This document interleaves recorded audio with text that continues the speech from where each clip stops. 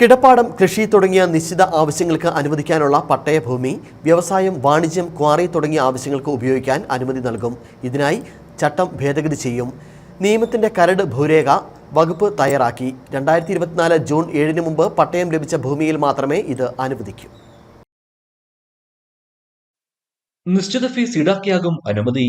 പട്ടയരേഖയുടെ പകർപ്പ്, ഏറ്റവും ഒടുവിൽ ഭൂനികുതി ഒടുക്കിയ രസീത്, വില്ലേജ് ഓഫീസിൽ നിന്ന് ലഭിക്കുന്ന കൈവശ രേഖ തുടങ്ങിയവ ജില്ലാ കളക്ടർക്ക് നൽകുന്ന അപേക്ഷയോടൊപ്പം സമർപ്പിക്കണം. അപേക്ഷകൾ ക്രമപ്രകാരമല്ലെങ്കിലോ അപൂർവമാണെങ്കിലോ ജില്ലാ കളക്ടർ 15 ദിവസങ്ങൾക്കുള്ളിൽ അപേക്ഷകനെ അറിയിക്കണം. സ്ഥലം പരിശോധിച്ച് റിപ്പോർട്ട് തയ്യാറാക്കാനുള്ള അധികാരം ജില്ലാ കളക്ടർക്കാണ്. അപേക്ഷകൾ സാധുവാണെങ്കിൽ 60 ദിവസങ്ങൾക്കുള്ളിൽ ഫീസ് ഒടുക്കണം. അനുമതി നൽകുന്ന ആവശ്യങ്ങൾക്കല്ലാതെ ഭൂമി ഉപയോഗപ്പെടുത്തിയാൽ സർക്കാരിന് അനുമതി റദ്ദാക്കാൻ അവകാശമുണ്ടായിരിക്കും. 1500 ചതുരശ്രടി വരെ വിസ്തീർണമുള്ള വീടുകൾക്കും പൊതു ആവശ്യങ്ങൾക്കുള്ള കെട്ടിടങ്ങൾക്കും അപേക്ഷാ ഫീസ് ഇല്ലെങ്കിലും നടപടിക്രമങ്ങൾ പാലിക്കണം.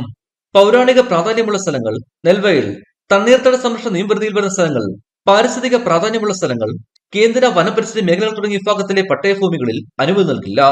കൃഷി, പാർപ്പിടം, ഉപജീവന മാർഗം തുടങ്ങിയ ആവശ്യങ്ങൾക്ക് ഭൂപതിവ് ചട്ടപ്രകാരം അനുവദിച്ചു നൽകുന്നതാണ് പട്ടയഭൂമി. ഈ ആവശ്യത്തിനല്ലാതെ ഇത് ഉപയോഗിക്കാൻ പാടില്ലെന്ന് വ്യവസ്ഥയുണ്ടായിരുന്നു. ഇടുക്കി വിഷൻ, കുമളി.